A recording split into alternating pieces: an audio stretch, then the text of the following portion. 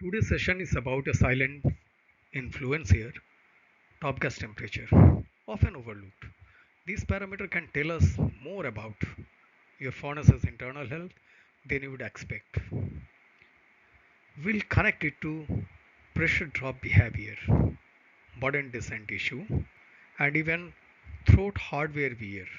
So, we are going to talk especially in three dimensions. One is the top temperature relation with the pressure drop behavior.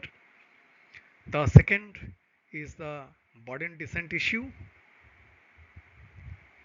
and that is also in relation to throat hardware wear. And we also try to see in this presentation that what sort of precautionary measure is to be obtained in executing the operation of blast furnace stably. Now this graph is very important. This graph shows something every operator should note. It is it is really a source of diagnostic tool. So as we can see, as top temperature rises, delta P also increases. One way we can correlate the science behind this is that when object temperature increases in the upper stack region, the gas volume also increases. And if permeability remains constant, then this gas fill a barricade, the resistance to come out of the furnace through optic routes. So this optic temperature and delta P are mutually related here. Now, once temperature, as here also it is very clearly shown that especially when temperatures just slight more than 160, if optic temperature crosses, then pressure drop a spike above 0.48 bar.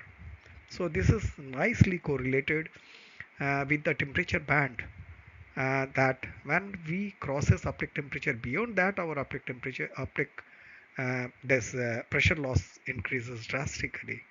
We suggest that higher flow resistance is there. But exactly what does it mean? This also need to be clarified. So what exactly it mean? This means that gas is struggling to move upward, indicating restricted burden permeability or blockage forming in the stack zone. This is one part, and the second part is that as it keep on increasing from 160 to 180 and 180 to beyond something more, then we can see that our gas volume keep on increasing at a higher temperature, and uh, at the same time our resistance also keep on increasing due to increase in gas volume. So we can say that this is correlated mutually. Now coming to a very important truth here, and it is about, we can say it is not always process parameter causing trouble. It's not always, but many times mechanical factors can quietly sabotage the gas flow. And this is very important, especially when we shut down the furnace for a maintenance job with the hatch cover or manhole. It must have to be introspected by our mechanical colleague, because unless until this is review in this monthly shutdown, again this problem will continue for the till next shutdown. Hence it is very important, we must have to find out a time, and whenever we prepare our shutdown list or job list, it must be incorporated with the demarcation in assigning a particular this job by name, who will do, when he will do, whether they completed or not. So this responsibility is to be very clearly earmarked. So this wound throat armor, if remains in the furnace, it distort the descent symmetry, because if it has a, this is the main source point. This is the main source point of problem. So once the throat armor functioning is not okay, if there is a wear tear, then the burden profile here formation will be not uniform, and as this land inside the furnace over the raft over the cohesive zone, our profile will not uniform, and thus there will be ununiform pressure losses. Accordingly, cohesive zone also going to affect. So softening and melting also get affected. Accordingly, there is a change in burden descent. There will be hang sleep of the furnace.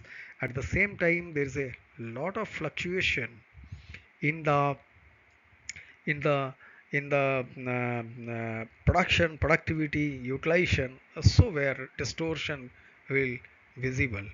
So as this wear tear is there, so they create a uneven heating also, as I have already explained. So when you see there is a rising top gas temperature, erratic, delta P, look upstream, check the furnace hardware too. This is my humble submission.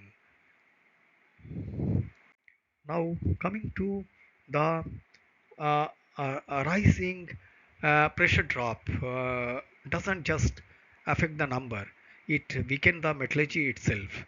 As I have explained that gas utilization efficiency also gets affected drastically, and hence the K value also.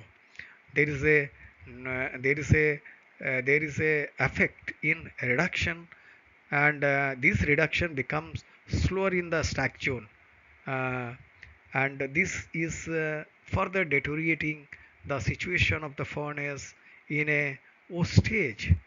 So you risk gas bypass due to this type of asymmetric condition and channeling, and creating cold zone and uneven gas formation also. So we can say the cohesive zone losses definition here for operator. That means trouble with tapping, fuel efficiency, and there is a campaign stability, a warning also there for the furnace. So finally, to wrap it up, top gas temperature is more than a reading. It's your early warning system. Here, what to do: continuously monitor both top temperatures and delta P together.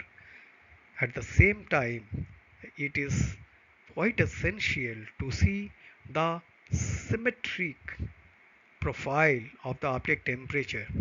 If anywhere erratic object temperature is there, because there will be four numbers of object temperature, and operator need to coincide the unsymmetric profile with any further abnormal condition to the furnace. So it is to be continuously monitored. At the same time, we have to also see the graphical trend of optic temperature, whether it is a spiky or whether it is a wavy, because each mean something different. Each tells a different story. So optic temperature is the first and very important index which can easily read and can gives us the information about a asymmetric, abnormal, anomalous conditions in the furnace. So the overall learning is that whenever we see the optic temperature asymmetric condition or profile, we must have to also correlate with delta P together to learn to diagnose better. The second most important thing is that we need to inspect and maintain throat armor. Do not wait for any other correlation, especially when monthly shutdown we find a opportunity to have a short shutdown. These must to be introspect because this is the root cause. And as we know, all furnaces are basically a bellless charging facility, so it must to be introspect properly whether it is in time mode or wet mode, or the load cells are working properly or not, because again this load cell feedback is getting a lot of calculation, and our chute calculate to segregate the weight as for the as for planned by operator.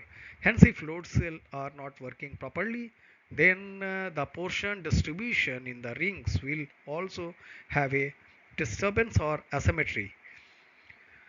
So, this is about moving from reactive firefighting to predictive control. So, keep the furnace breathing, clean, charging smart, and flowing strong. Thank you.